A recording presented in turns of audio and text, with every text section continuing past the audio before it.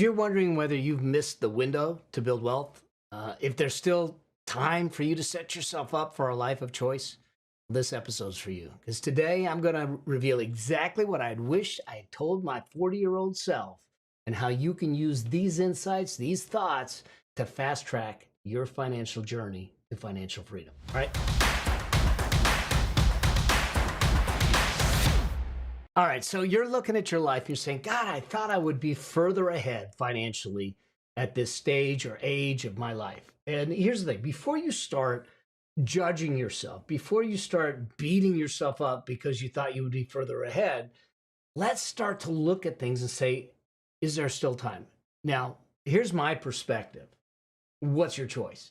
No matter what your age or stage is, you got to get in the game. You cannot win the wealth game in the stands or on the sidelines. You have to be on the field playing. And so what I want to do here is I'm going to focus on the things that I would have told myself at 40 years old. Now, mind you, I am 63 right now. And what would I have told myself 23 years ago? Now, some of these things I was doing. Some of these things I wasn't doing. Some of these things I probably should have done more of. But here's the thing.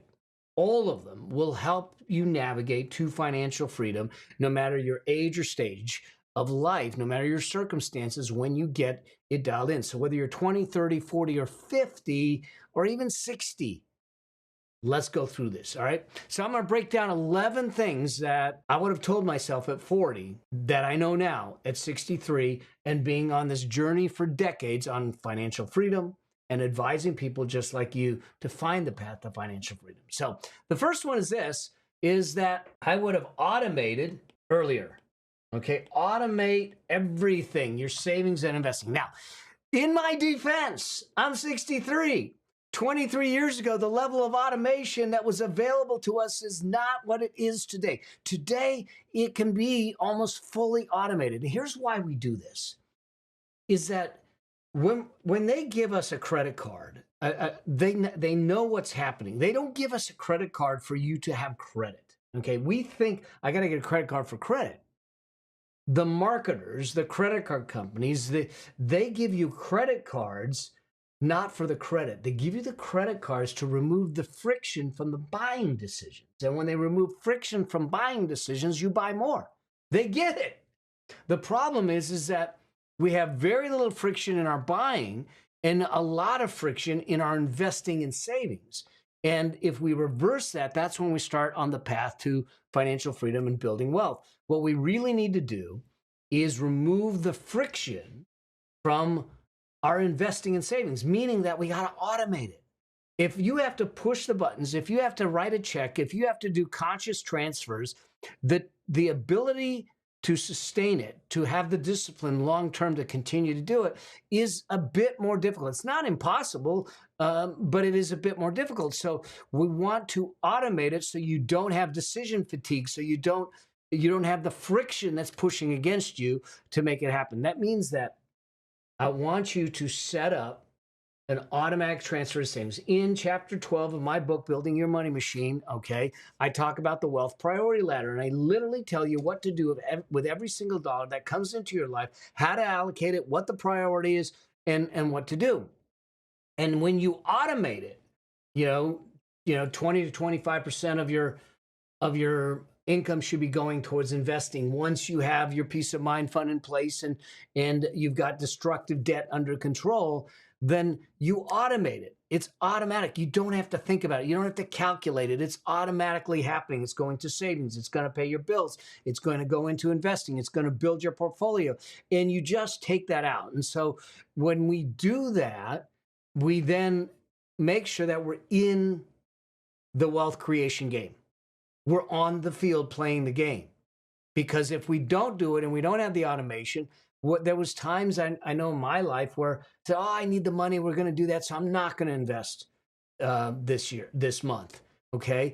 And it impacts you. You don't think it's a lot, but it impacts you. And so we need to look at it through those eyes and automate as much as possible towards our investing, towards our savings, okay? Put as much friction into our buying decisions as possible. That leads me to number two.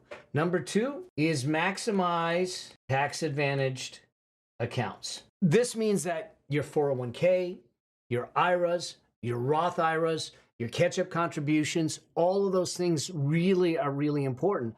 If you are not maxing out, especially if you are working for an employer and they match on your 401k and you are not getting the max of the match, you are leaving free money on the table. Y'all, if I came walking into your house and I come walking in and I'm dropping $100 bills all over the floor, would you pick them up?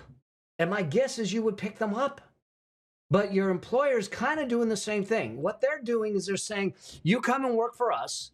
You put $100, if you put $100 in, we'll put $100 on top and you pick up both. It's free money.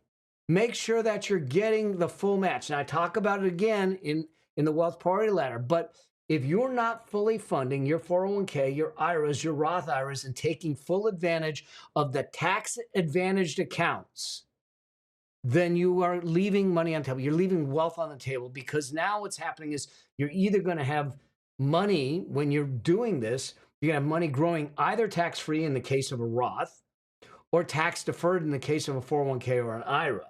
But you're going to allow you to use the tax rules and the tax laws to your advantage and to allow you to build wealth in a way that isn't stripping it away to taxes, at least immediately. You'll have to pay taxes on the Roth and the 401k.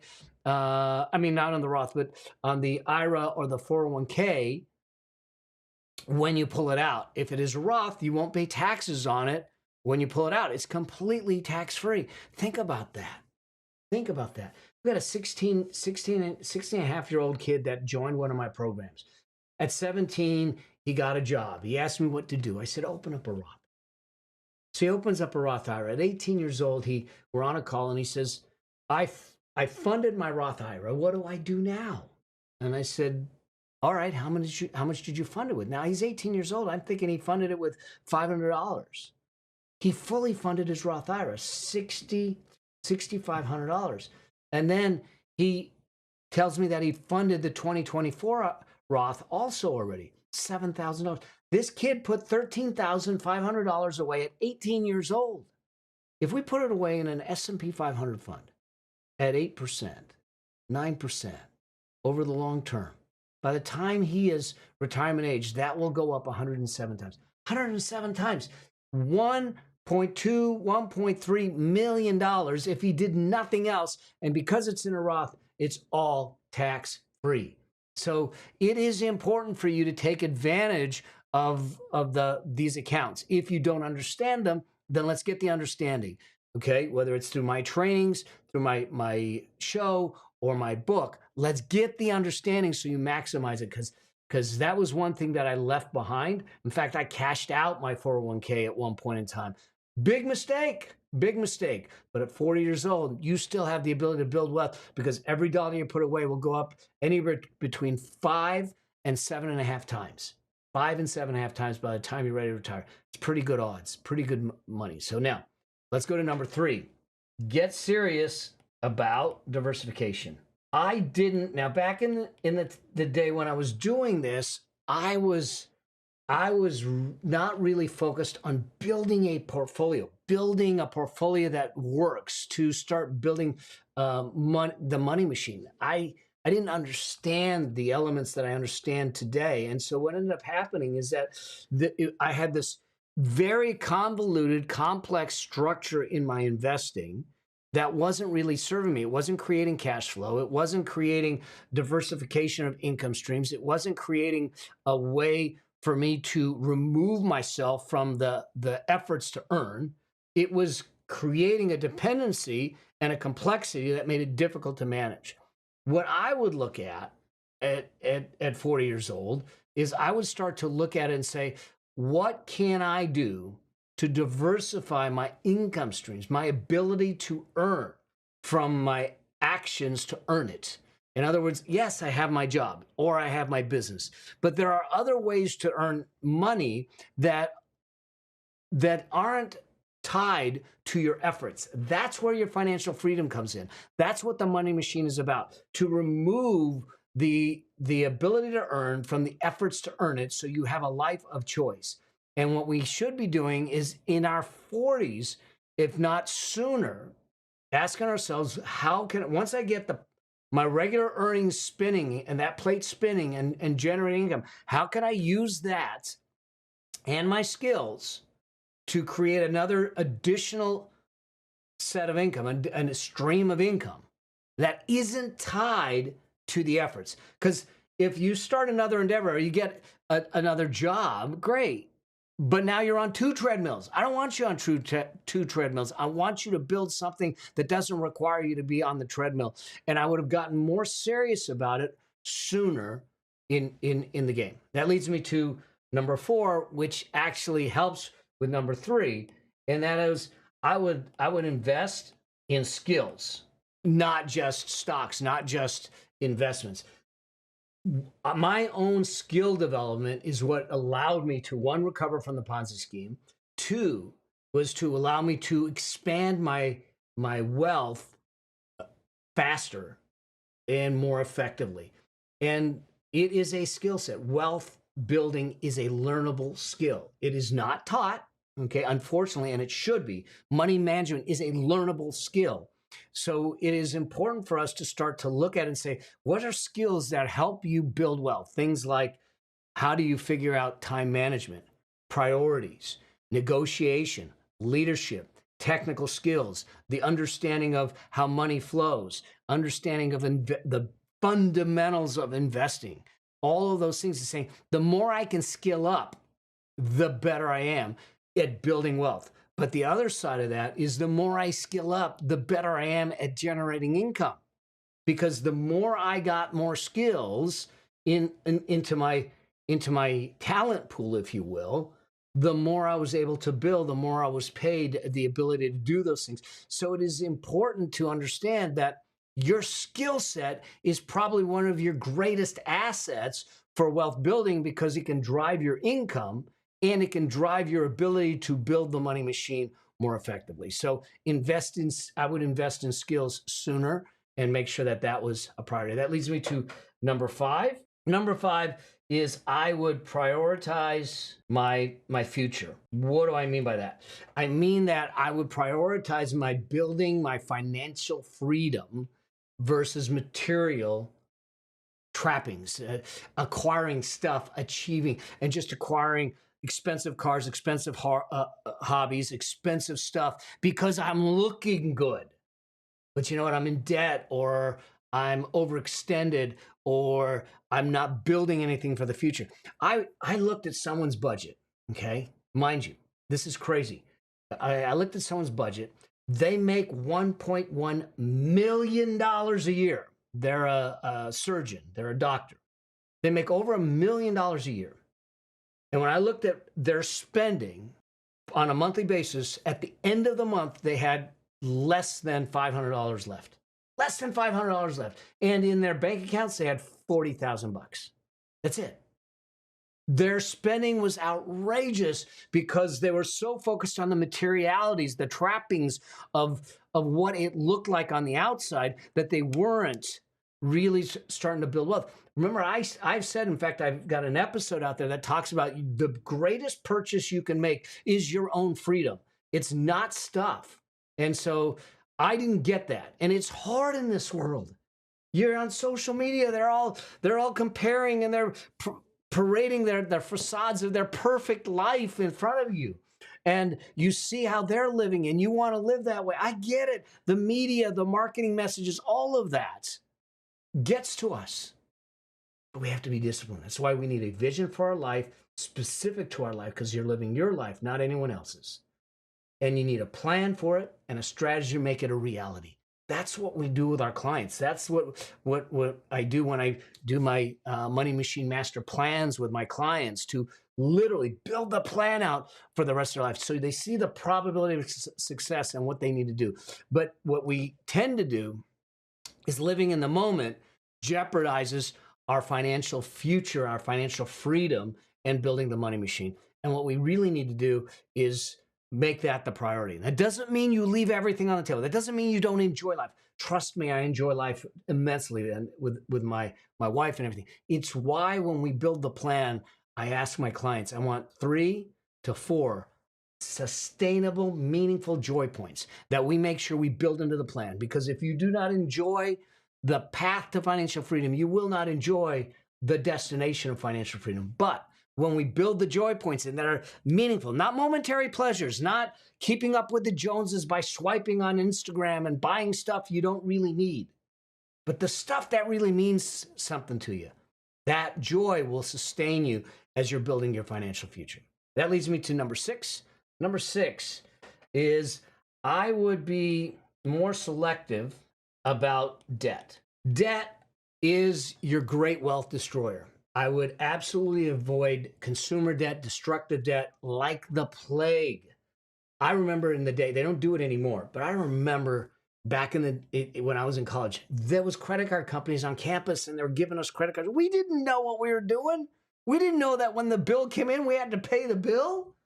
And yet we'd run up credit cards. My brother and I have an identical twin brother. He was down in San Diego to school. I remember one weekend I went to visit him. We literally went to the mall and went from store to store and applied for store credit cards because we got the 10% discount. And then we would buy stuff. And all of a sudden, all these bills came in. And like we were buried in debt. We're going, oh my God. So I would tell you to be very selective about the debt. The only debt you take on is productive debt. That debt that's going to increase your cash flow, increase your net worth over the long term. If it is for consumables, if it is to finance a lifestyle that you can't afford to pay for cash, then it's out. It's not something that you want to use. And that goes for also being really cautious about student loan debt. I've got a family member that got a PhD in art history. He's got $150,000 in student loan debt, and he's got a job that pays him $30,000.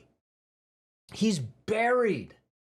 Our rule is 12 to 18 months of your starting salary. That's the max you're going to get on debt if you use it at all. Okay, there are other ways to pay for school, grants, scholarships, working through it, work programs, all those things. And you always look at it and say, what is the ROI on the education? If I'm going to spend $150,000 or $200,000 on an education that gets me a $30,000 job, it's not a good investment. And so I would be more selective about that. Now, number seven is know your number. Know what your number is. In other words, know the destination. How much do you need to be financially free? So often, I will meet with a new client. I'll have a conversation, and I say, what do you want your life to look like? And they have no clue. They haven't taken the time to define what the vision is for their life. And because they haven't taken the time to define the vision, they have no idea of the price tag of that vision or how far they are from it.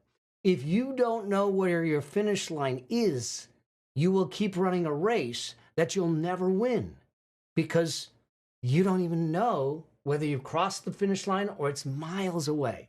And so it's important for you to calculate what your rough estimate at the beginning of your freedom number is. It's one of the things that we do in a very detailed way with our clients in our Money Machine Master Plans, where I literally build the plan out. And we test it and we stress test it and we do all kinds of things beyond what you can do in a spreadsheet. But there are simple ways to at least get a ballpark of your financial freedom number. In fact, I have a tool that is free to download that'll get you a simple path to getting that number. I'll make sure that we link it up in the show notes here and everything so you get access to it. But you have to have a clear target. But before you get that clear target, understand what the life looks like and why you want it. Because money is a result. It's not a purpose. So the question is, what's the purpose behind the money? You give your money a higher purpose, your life will take a higher purpose too. All right. And then number eight, health plus wealth. Okay. I think that as much as we plan for wealth, we need to plan for health also. Listen, this didn't happen in my 40s. It happened in my 50s. but I was following my wealth and my money, just checking it regularly, regularly, regularly. And I was doing that with my health. I worked out. I've worked out literally consistently for 5, 6 days a week almost since high school. Okay. But then I moved. I moved away from where I lived, where all my doctors were, and I hadn't seen a doctor in 7 years. 7 years. And then all of a sudden, I get symptoms of what turned out to be cancer. Now, it doesn't mean that if I had seen a doctor sooner, it would have avoided the cancer. It just means that the tumor that they found, which turned out to be 7.5 centimeters, wouldn't have gotten that big. We probably would have caught it sooner, and I wouldn't have been in the precarious position of losing my bladder or losing my life. It just would have been different. And I think that we need to look at planning for our money, our health, and wealth at the same time, because creating habits around wealth are no different than creating habits around health. Having wealth and not having health it's not a way to live. Look at what happened with Steve Jobs. And he made that statement before he died, that having all of the wealth, he couldn't take away the health challenges he had. Okay. So it is important for us to plan health and wealth. And the better time to do it is early on, because you can do things around your health that that are easier when you're younger to do that. Now, number 9 is get comfortable with risk. Here's the deal. If you're going to make investments, if you're going to build wealth, there's going to be risk involved. It's just the way it is. Just be smart about it. Now, remember, I talk about in my book the risk triad: risk tolerance, risk capacity, and risk need. The intersection of those will define the risk you should be taking on, and allows you to be smart about it. You cannot be completely risk-free when it comes to investing. Otherwise, you're not invested. And in fact, not investing is a risk in and of itself. So you don't put caution to the wind and just invest recklessly because there's high returns. When someone says to you, we can get you 25% returns, it's because you're taking on more risk versus someone that's saying, I can get you 10% returns. The question isn't the return. The question is, what's the right return and the right risk for the recipe to create the financial freedom you need in the time you need it? So we don't shy away from risk, but we need to be smart about it. And in your 40s, you still have time on your side. You don't have to be reckless, and you don't have to take on an inordinate amount of risk. But if you're too conservative, you lose the time, and now we're behind the 8 ball. So we got to find a balance between the two. Leads me to number 10, and this is really about mentors and coaches. Getting the right people in your life that can support you, that you can go to, that you trust. Not someone that's getting paid a commission, not someone that is making money transaction from you, but someone that is where you want to be or beyond where you want to be, that understands it, that can guide you, that can help you learn from their mistakes, that can keep you from making the mistakes they made. It's one of the reasons I do what I do, is to make sure that you don't make the same mistakes that I made, so you can accelerate your path to financial freedom without the stress, without the mistakes, and without the cost. I mean, listen, I lost 1/3 of everything I owned in that Ponzi scheme. I don't want that to happen to you. So having the right mentors, the right coaches in your corner to support you on your financial journey will be instrumental in navigating that path to financial freedom. I am a consultant for companies. I sit on boards of directors as their consultant to give them perspective. I work with families as their family CFO, helping them, guide them, and I work with individuals to make that happen, to become that sounding board, if you will, to ask the hard questions and do the right things to make that happen. And then that leads me to the last one, number 11. This is going to drive my English teacher crazy. Ain't no perfect time. If you're waiting for the perfect time to start, it's not coming.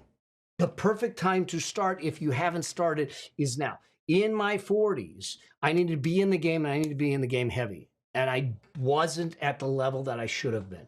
And so the key is this. Remember, if you're going to win the wealth game, you have to be on the field. You cannot be on the sidelines, and you cannot be in the stands. You have to be on the field. That means that if you're not in the game, you get in the game. Even if it's $5, even if it's $10, you get in the game, you start exercising the muscle. Too often people delay until they think they're making more, until they think that it's time. But here's the thing we know. The more time you have, the less money you need to build wealth. The less time you have, the more money you need to build wealth. Okay? There isn't a perfect time. You cannot time the market. It's not, you can't sit back and say, I know when the exact top is or when the exact bottom is. It hasn't, no one's been able to do it. Even the best hedge fund traders with the best algorithms, the best computers, the best data, they can't do it. There's no reason for you to do it because you can't. The key is to get in the game with proven strategies, understanding skills that will, over the long term, build for you. It's how we do things to make that happen. But I need you to get in the game, to be prepared to get in the game, because it's the only way you're going to win the game, because you can't win it if you're not playing it. All right. So those are the 11 things that I would have told myself at 40 years old that I think would have changed the trajectory and the path to wealth for me. It would have accelerated my path to financial freedom. It would have got me there sooner. It would have kept me out of trouble more often. And it would have taken more stress away. And I want that for you. I hope that this helps you to go through this and say, all right, what do I have? What do I need to get into my life? Whether I'm 20, 30, 40, 50, or 60, these things matter. Get in the game and let's get you dialed in. If you need help on any of this, do me a favor, reach out to me. Stay with me on this journey. If you're not subscribed to this channel or this show, make sure that you click subscribe, be part of this journey with me. That's what we're here to do. I'm here to help you master your money, eliminate financial stress so you can live a life by choice. All right. As I always say, until I get a chance to see another episode, another show, or maybe down on the road as I'm speaking, always strive to live a life that outlives you. See you in the next one.